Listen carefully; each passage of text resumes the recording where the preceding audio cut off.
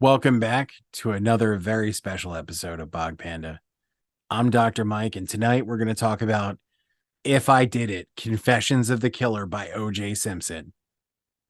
Just kidding. We're going to talk about a Nintendo 64 game. I'm Dr. Mike at Official Pagan on everything, and joining me, as always, Hi, hi, hi, everybody. I'm confused. At KELLYTHO on social media, and welcome to Bog Panda. Um, as you can see, we do lots of diverse, strange content. You can subscribe and comment upon that. Maybe give a video to a like. Maybe offer some constructive criticism to Mike in the comments. I don't know. Maybe that's something you want to do. And then check out the world's shortest podcast, Hard No, available for free on the Bog Panda Empire YouTube channel. Check that out, and then also maybe look at our merchandise. We've got some fun stuff out there. You might want to sport some of that fine gear for us. absolutely. And tonight, as we already gave away, we're not going to talk about a book by beloved comedic actor O.J. Simpson of the Naked Gun trilogy. We're going to talk about another Nintendo 64 game, Beetle Adventure Racing. I love props. Beetle Adventure Racing. Now, of course, I'm new to the Nintendo 64 family. Kelly has gently sherped me into your ranks, and I do appreciate that. Game that kept popping up when I was doing various searches and things was Beetle Adventure Racing. Uh, Kelly, what was your familiarity with this game prior to me asking you about it? It's towards the top of my cartridges that I organize alphabetically, and It's fair. so that was one. And had briefly played it, and until we started talking about. It seemed like a good one to review. It's a shared game we both had. So I got into it a little bit more, and much like Mace, I was like, man, I've had some good stuff here that I've not been taking full advantage of. Yeah, this was something. So I was surprised. I knew that this game existed, first off. This was one of those weird moment in time games like Shaq Fu that now seems crazy. Like, why is there an entire racing game based around Volkswagen Beetles? But there was a period in time in the late 90s when Volkswagen reintroduced the Beetles and were buying up placements in everything. Movies, TV shows, there was ads everywhere. They went hard on, they were called the New Beetle. They went really hard on this. So, in most of the world, this EA racing game that they were working on became Beetle Adventure Racing. In Australia, it became something else. An Australian car company paid more than Volkswagen was going to, so they were swapped out for that car in the Australian version of the game. So it seems really odd now, but at the time, it would have fit in perfectly with what was going on pop culture wise. Um, this is kind of an interesting game because we've talked about before on here. I'm not a racing game guy. It's just never really appealed to me. There are exceptions to that, though. While I do really enjoy the Mario Kart games, I don't love the rubber banding and things like that in it because I feel like it takes a lot of the skill out of it. As fun as they are when you're playing multiplayer, to just sit down and play, like pick up and play as a one player game, I feel like the skill is kind of drained out of it. And one of my favorite games is Road Rash, which is a racing game. So there's a little bit of stuff there, but it's more of those arcade racer style things, not like driving simulator games. And I'm just not a car guy in general. So what made you pick up this game, Kelly? Are you a racing game fan or just a huge New Beetle fan? So it was The just car, not the shitty band. um Baiting it those Beatles fans. gotta do what you gotta do. Um it just it so I'm not a big racing beyond Indy 500 on the Amiga, which I am just a huge fan of to this day, mostly because, and I've shared this on previous shows, is that your car is basically indestructible, and you can have a good qualifying lap. Get yourself kind of towards the front of the pack for the start of the Indy 500, and then just begin to weave uncontrollably as it starts off, and you start to basically crash all the cars. So you can basically through carnage end up being the only car left on the track to complete a real time full Indy 500, all 200 laps on the 2.5 mile track. And so I always like just taking out rows upon rows of Indy cars and going about my merry way. And so that's always been a fun one. This one just looked kind of cool. I think the kind of uniqueness and quirkiness of the product placement, and just the overall weirdness of, oh, here's a game that's dedicated to racing the redesigned VW, was the one that had an interest. So I figured it would not tax because I'm not a car guy either. I wouldn't have to manage a manual transmission. You can choose to do that in this game. I don't know why you would, but you could choose to do that in this game. But it looked like just kind of a fun, different flavor of Mario Kart, which in a lot of ways it's turned out to be. Yeah, I would say like my upfront, quick review of it would be it's a good cross between Mario Kart and a slightly more serious racing game. It while it does present a challenge, it doesn't have like the ridiculous rubber banding that Mario Kart has. It does let you actually win and get ahead in races and keep a lead and things like that, but still manages it does enough with the AI that it presents you a consistent challenge without being just unfair with it. And there are Mario Kart style like power ups and weapons and things like that as well. So I forget what order we tackle these things in. What do we usually go first for the category? So we're going to start off with fun factor. Fun factor. Okay. So for me, I have to say, first off, this game is extremely fun. And that's really what drew me to it and why I wanted this game. I saw a number of reviews that were like, all right, get past the Beetle idea. And even if you're not a big racing game fan, this game's a lot of fun. And when you start unlocking some of the different races and things, it just gets even weirder and crazier the further into the game that you go. And that starts to pop up pretty quick as well. The only thing I would say that might bring down the fun factor for some people, and it threw me at first too, is unlike Mario Kart or even some of the other racing games I played, the races are long. Even if you're coming in first place, you're looking at like 8-9 minutes for some of these races coming in first place. And if you're not coming in first place, you're talking a 10-minute plus race. And if you're going through multiple tracks, you can start unlocking cars and tracks and weapons and things like that. You're playing this game for a while. Yeah. This isn't just a pick up and play experience the way the Mario Kart is. So what would you give it? How many pandas do you get for fun factor? So on a scale of, we're doing 1 to 5 pandas. So on a scale of 1 to 5, I'm going to say it's going to be a 4 for me. Okay. I'll see your 4 call on that. I think in particular, the and this will come into another category we talk a little bit later too, is that it's a fairly interactive environment, unlike really Mario Kart, which you don't, there's not quite as much. You can do some exploring in this, and there's some a lot more shortcuts that you can find in this than you can find in any of those types of things, which are interesting and how they happen. And then there are these different kind of power-ups that you can get, and the daisy boxes and all this stuff that can help you point wise and help you unlock things, but you can get to some pretty interesting things. And so I think the fact of the highly interactive environment as well, you run into a phone booth on the first level, and you start to hear every time you pass it, the phone booth is still going on, and that type of stuff. It's kind of cool. So I give it a 4 as well. Next one is controls. So for controls, I think that this handles a little bit better than Mario Kart does. It's a very similar control scheme and setup with things. So if you're familiar with Mario Kart, you're going to be able to just pick this up and jump right into it. But I do think the cars handle a little bit better. I haven't gotten far enough to unlock the, ridiculously overpowered cars, which are the Alien Beetle and the Police Car Beetle. I haven't had it long enough to play to get to those yet. The Alien Beetle is supposedly insanely overpowered and you can just blow past everybody.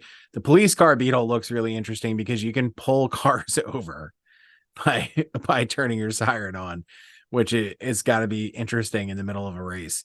But I do think the cars handle pretty well. So And I'm that, gonna say, I'm gonna go with a 4 again. The only okay. the only downside, and I don't know if it's just because I'm not used to racing games or I'm old. These longer races are tough for me on the hands, not being a Nintendo 64 controller guy. It's still a little bit awkward the way that I'm holding it. I still haven't found like my sweet spot on the controller. Yeah, and so that's where I'm going to go. So I'd agree with everything you said in that it's kind of like it's very reminiscent of Mario Kart in terms of controls. Um, but there are some things, and I have a feeling some of this might be due to the fact when you play um, which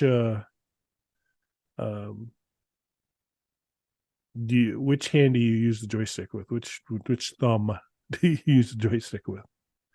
Your right thumb or your My left thumb? left. And that's it. And you're right-handed, correct? Correct. Yeah, yeah. So I use my right, um, but I'm left-handed.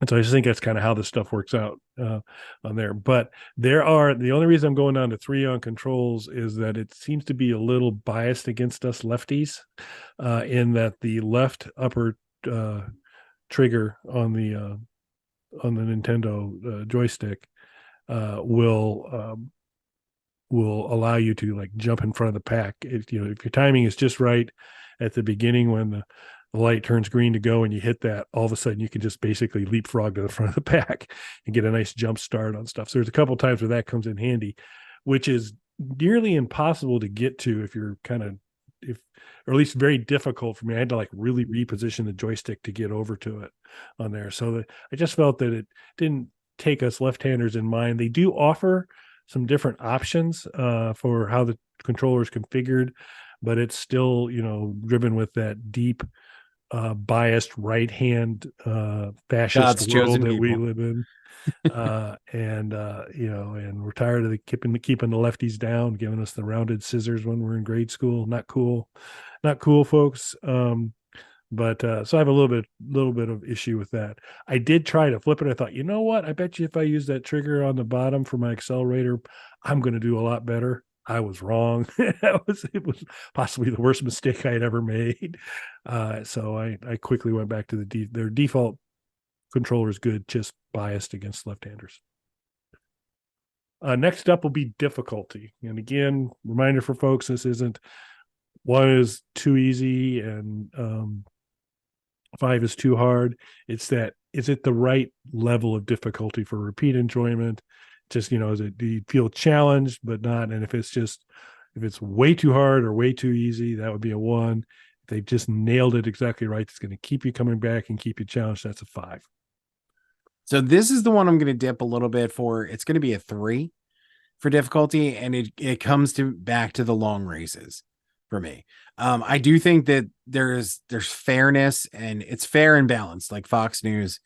When you're playing it, unlike something like Mario Kart, but it's still more approachable than a more serious racing game.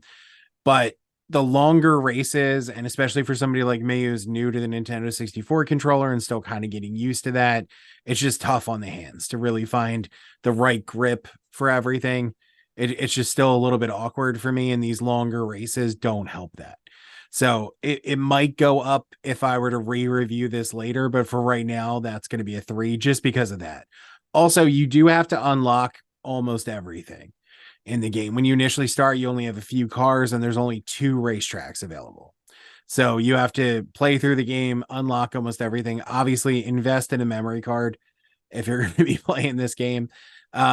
You can find them on Amazon, luckily, and they were pretty cheap. So luckily, my memory card arrived the same day the game did. So I was able to jump right into it. But you do have to unlock everything beyond the first 2 races and the early first couple of cars. So if that's not your thing, and you also have to earn continues as well by getting points throughout the races. So if that's not your thing, putting the time into a game like this, if you're looking for something you could just pick up and play like a Mario Kart, it's going to let you down a little bit in that sense. So that's why the 3 on this one for me. Yeah, I'm gonna go 3 as well for a lot of the same reasons you did. The first first race, first lap. I'm going, and I'm like, oh, I must have missed when they told me I completed my first lap, and nope. You keep going for a while, and eventually I was like, what felt to me like it's time for this race to be over. They're like, you've just completed lap one, and I was like, oh gosh.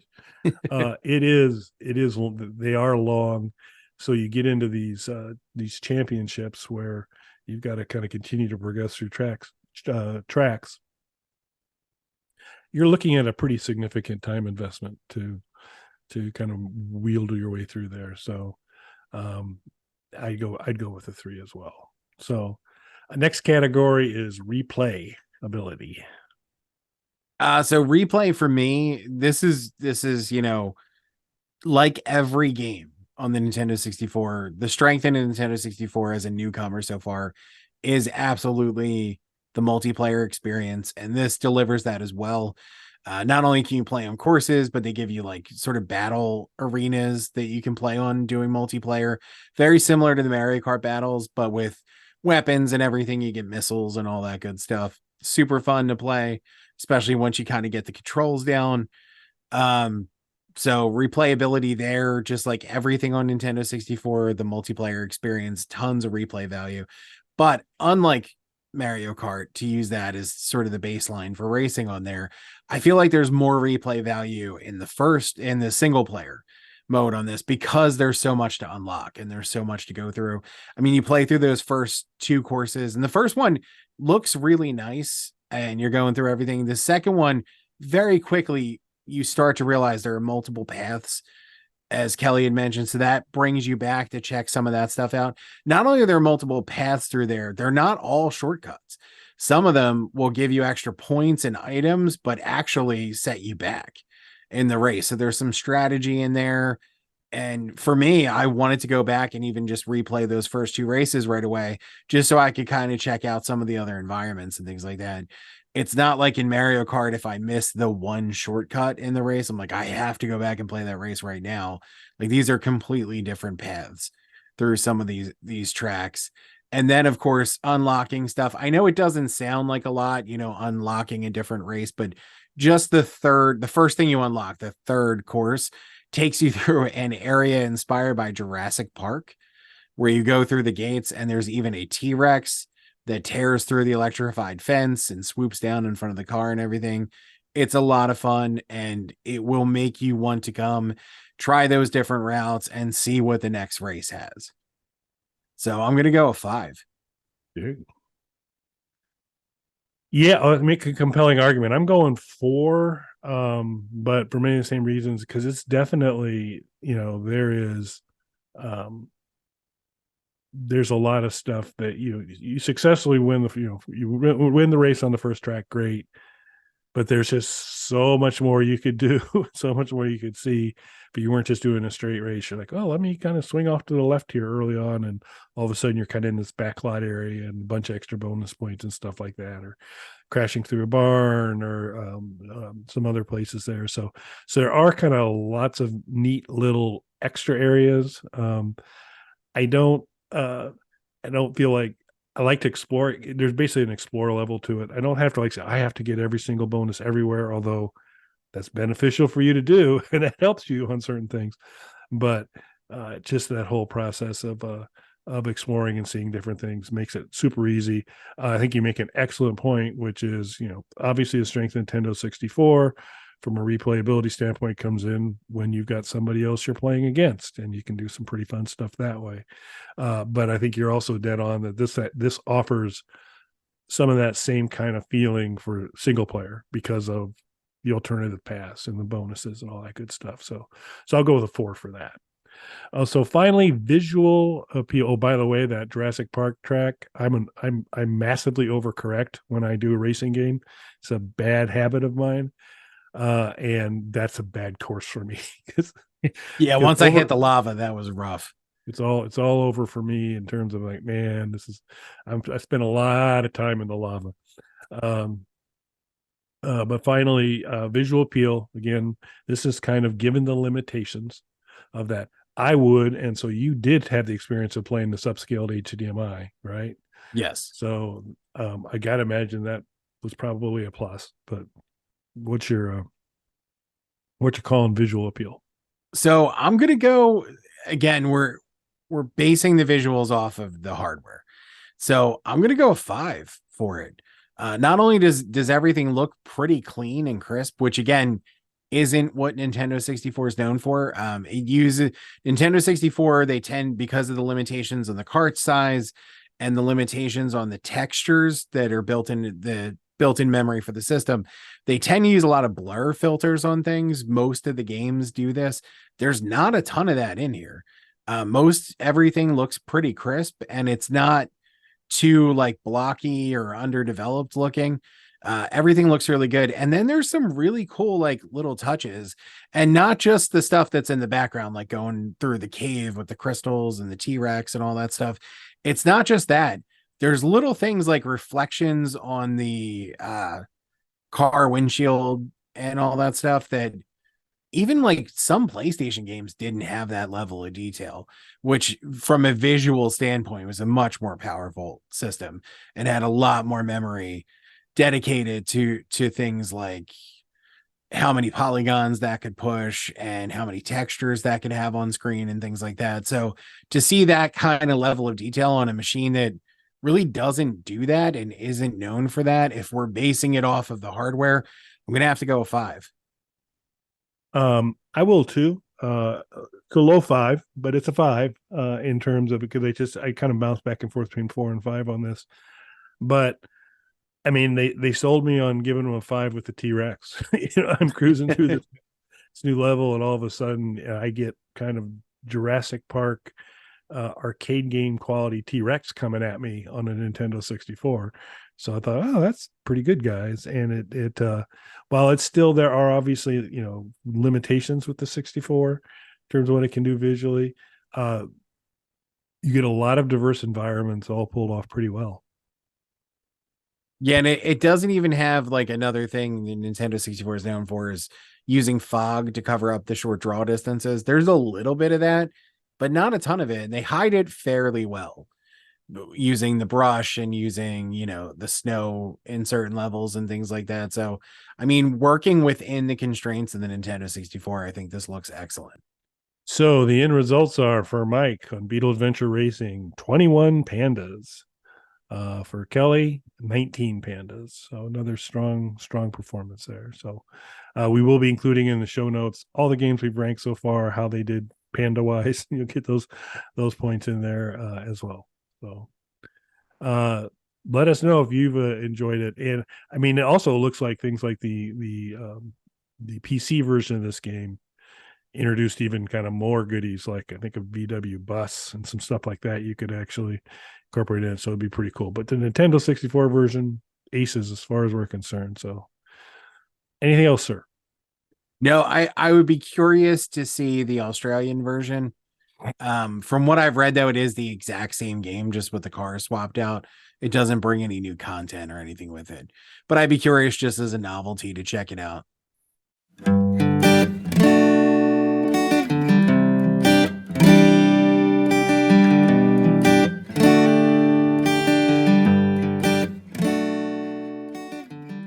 Bog Panda.